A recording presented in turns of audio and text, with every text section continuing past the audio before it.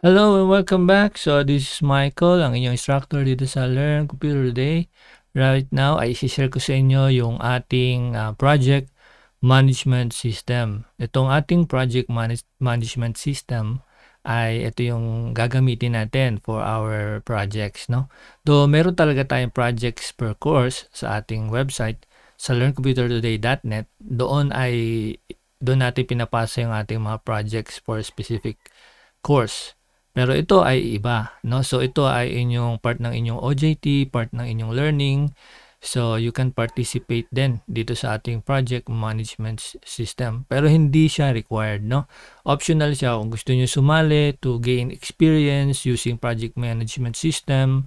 So you can join the team, no? So ito ay mag-i-enhance sa inyong skills at yung knowledge base ninyo ma-update para malaman ninyo paano ginagamit ang mga project management system. So kung ikaw ay nag-enroll sa career path ng Learn Computer Today, entitled ka, no? Pwede kang sumali sa ating team projects. Okay? So nag-login ako using our link sa ating ipoprovide sa inyo, and makikita nyo meron ako ditong test user, yung aking test account, itong si Ryan Magdiwang. Okay?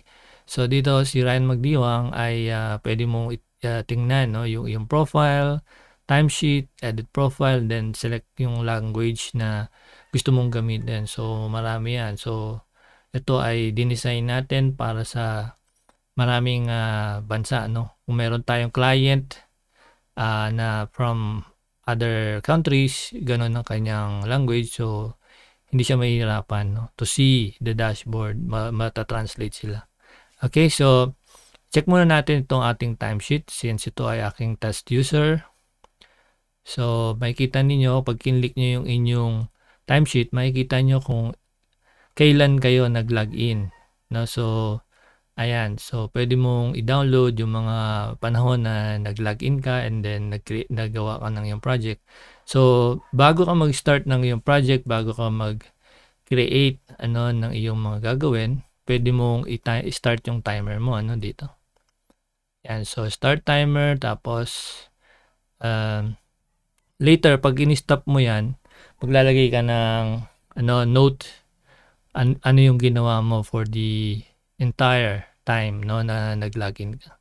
So dito sa ating gitna, makikita nyo yung ating button dito na plus quick create. So you can create kahit na alin dito na inassign sa iyo. So meron kang team leader or team representative, no, yung mag-a-assign sa iyo ano yung gagawin mo.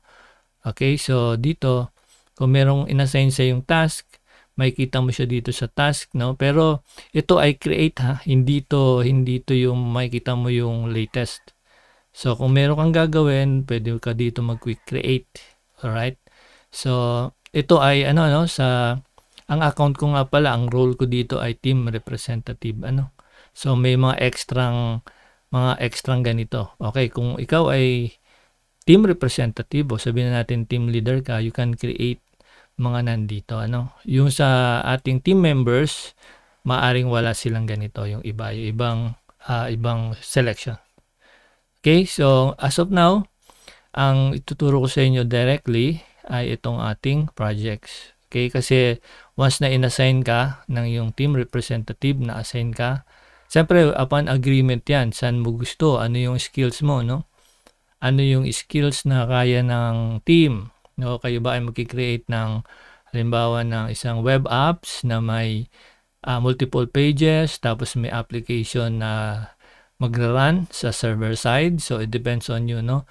Kung ikaw ay gusto mo muna doon sa front end ka muna or sa back end, so i-assign ka ng iyong team representative and mag-a-agree kayo. Okay, so kasi mahirap pagawa sa iyo yung hindi mo pa kaya, no? Since halimbawa karamihan sa atin, yung iba sa atin ay medyo marunong na, and then yung iba ay talagang newbie pa. So pwede natin sila ilagay sa mga front-end task o kaya sa ating knowledge base. Pwede i-enhance yung ating knowledge base o kaya yung iba pang task na pwedeng ibigay sa kanila. So you will collaborate with your team, no? So ito ang aking role ay representative, ano? Ako ay team representative, halimbawa. Test user pa lang. Okay, so magkikreate ako ng project. Ayan. So, lagay natin, halimbawa, ano ba? Maganda. Kunyari, let's say, a website. With, web app na lang. Web app. Kunyari, for online ordering system. Now, pwede mo i-specify dito kung siya ba ay restaurant, hotel bookings, no? Pwede mo siya specific, no? Ilagay dyan kung ano, no?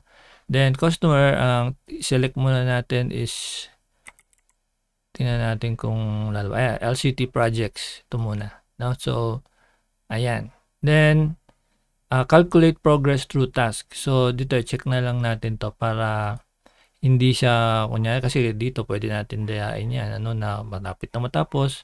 Pwede mo naman siya i-manual later kung sa tingin mo ay malapit na siya matapos pero hindi nag-appear sa progress report, although may report dito. So, pwede mo siya i-manual na ganyan. So, gawin muna natin is, i-check natin yan, billing type, pwedeng fixed rate, ganyan. Tapos, status in progress. So, pwede ka maglagay dito, no?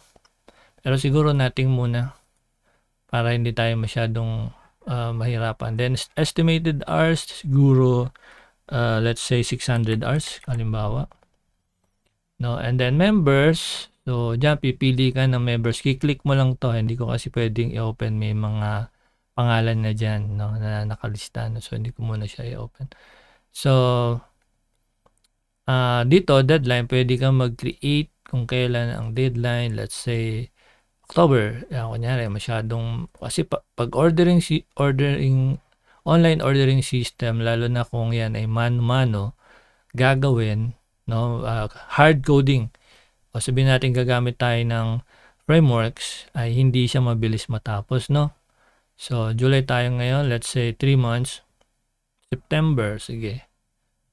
Okay, September.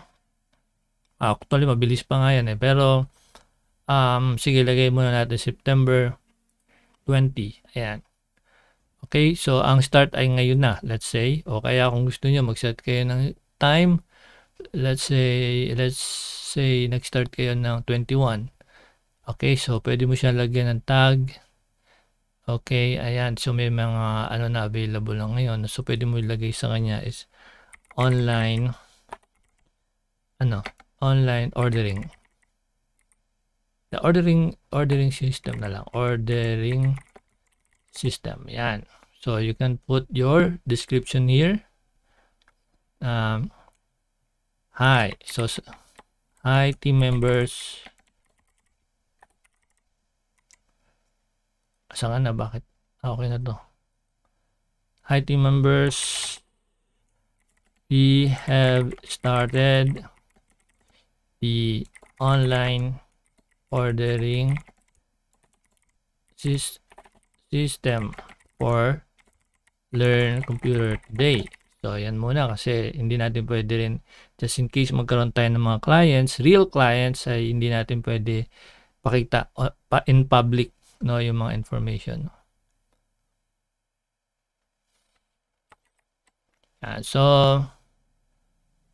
So pwede ka rin mag-check dito, send project created email kung may email ka na sinet-up. So ngayon, wag muna, save muna natin. Okay, billing type kailangan daw. Siguro fixed rate. Ayan. Total rate, let's say pag kasi online ordering system tas hard coding, pinakamahina dyan 120,000, no? So dollars yan. Kung i-convert natin sa dollar yon, actually mababa pa yun eh, 120,000 pesos, no? So mababa pa yon, basic lang yon, for na ordering online ordering system. So meron dyan mas mahal pa, no, nasa 500,000. So let's say na lang na for the record na lang, lagay natin $2,000. Okay? Dollars kasi rate dyan, ano? Okay, bakit ganyan? Naka-click ko ba? Ayan. 200,000, no? US dollar kasi yung ano niya, no? So, save natin. Tingnan natin mag-save. Okay. Depende kasi sa ating mga gagawin, ano? So, ayan na. Meron na tayong project at makikita mo yan dito sa projects, no? Okay. So, makakagawa nito ay team leader lang, ano? Or sabihin na natin team representative ito, ano? Ayan. So, pwede i-edit yung pangalan later on. Ayan. So, dito makikita mo, meron na tayong mga informations dito. Yung sa ating mga, ayan. So, meron tayong 61 days left. So, mga task, pwede ka mag-create ng task. No, ayan. So, para sa yung mga kasama, no? So, meron tayong Kanban. Alright. So, hindi pa ano yan, no? Yung task, of course, pwede mo siya i-create ito. Ayan, no? So, pwede ka mag-create dyan ng task. Visible to customer. You can, put the priority, start date, due date. So, ito yung mga task na gagawin ng iyong ka-team, no? Ayan. So, balik tayo. Ayan. Nasa na tayo? Okay, so makikita mo naman dito yung timesheets, no, yung mga nag-login, kailan nag-login yung mga kasama mo. Ayan, so pwede kang mag-add ng timesheet, no. So you can try muna, no, tingnan mo kung ano yung mga mangyayari. And kung meron kang papa-delete, no, i-mention mo lang sa ating GC, meron naman tayong GC for our training, ano. And then i-delete ko kung just in case hindi talaga siya kasali, ano. Ayan, so milestone, next milestone is yung ano yung pagkakasunod-sunod, no, ng milestone. Ano yung susunod na date? Halimbawa, lagay natin first due date. Let's say, ang una nating milestone ay dapat matapos ng 31. Sabihin natin 31, yan. First phase. Ayan. Okay. Save. Okay, ayan. So, kasi may involved dito na budget si client, no? Pag natapos yung first phase, pwede siyang installment, magbayad, ganun. So, ayan. Okay, so nakikita nyo siya dyan. And then, files. Gagawin nyo yung milestone, okay, sa per milestone. Kasi ang ibig sabihin ng milestone, yun yung pagkakasunod-sunod ng deliveries mo. Kunyari, nag-down payment si client, and then, ang binigay nating timetable sa kanya, first month, ganito na yung matatapos. Makikita na nila yung resulta. So, pag nakita nila yung resulta na yun, on the given date, magbabayad sila ulit dun sa kasunod na installment. No? Okay, files, you can upload files here, pero I discourage you na mag-upload ng maraming file kasi mapupuno yung ating server. So, since ito ay trial pa lamang and we are having, we want to experience muna, no, yung mga file ay pwede nyo i-upload dito, no. Ayan, pero kung maaari ay wag na lang, wag muna, no, kasi para hindi mapuno yung ating server. Okay? Kasi pag marami na kayo, dumami na kayo, so mano-mano natin i-delete yan. So kung hindi na-delete, so magbibigay siya ng additional space sa ating server. Okay, discussions. Yan, dito kayo mag-collaborate. Okay, pwede ka maglagay dito ng suggestions. Yan, tapos if you like to suggest for the improvement. Yan, yan. Oh, yan. So, pwede mo siya i-uncheck yung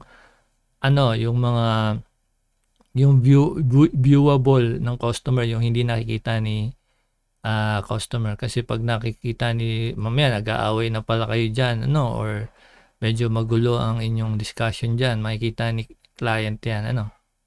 Okay, so next is yung Gantt chart, which is very important. So pwede ka mag-create dito ng new task. Hindi, Gantt chart. So makikita dito yan yung milestones, member status, lalabas dito yan kung ano yung progress, nasaan napapunta yung inyong ginagawa. No? So meron diyang parang mga sanga-sanga, mga branches na lalabas. Okay, tickets, just in case si customer may reklamo, so, or may problem, may bug, you can create a new ticket here. And of course, marami pa. Meron tayong contracts. Tingnan nyo kung viewable. Makikita nyo lahat yung kontrata, no? Ayan, pwedeng hindi makita nung ating team.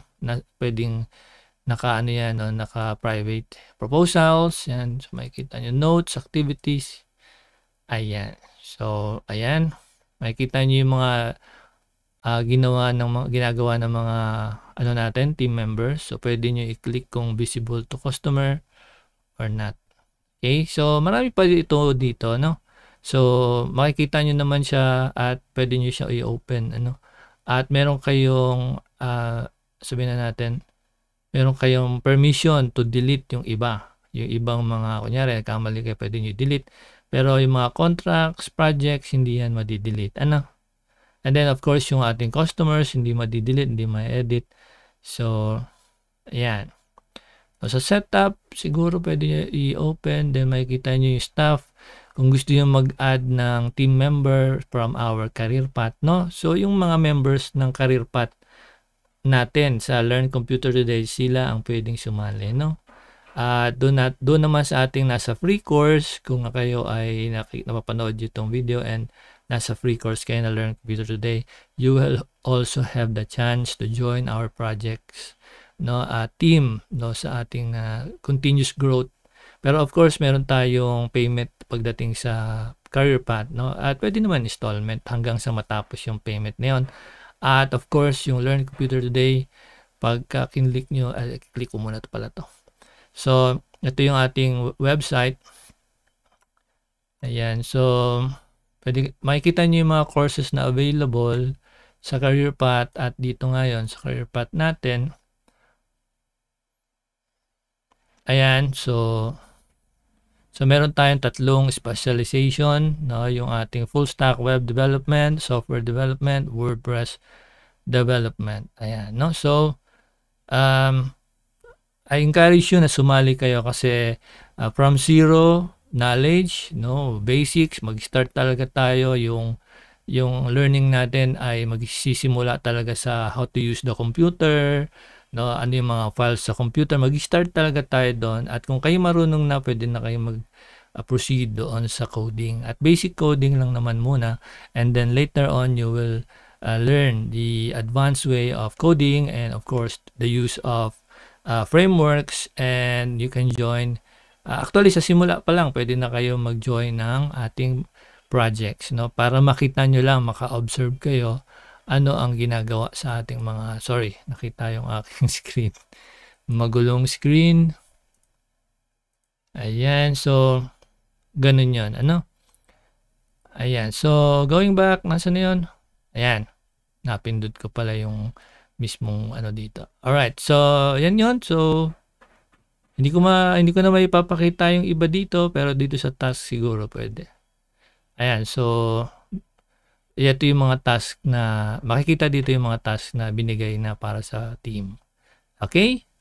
Ayun na lang muna, at I hope makasali kayo lahat kasi ang future natin is more on technology na, no?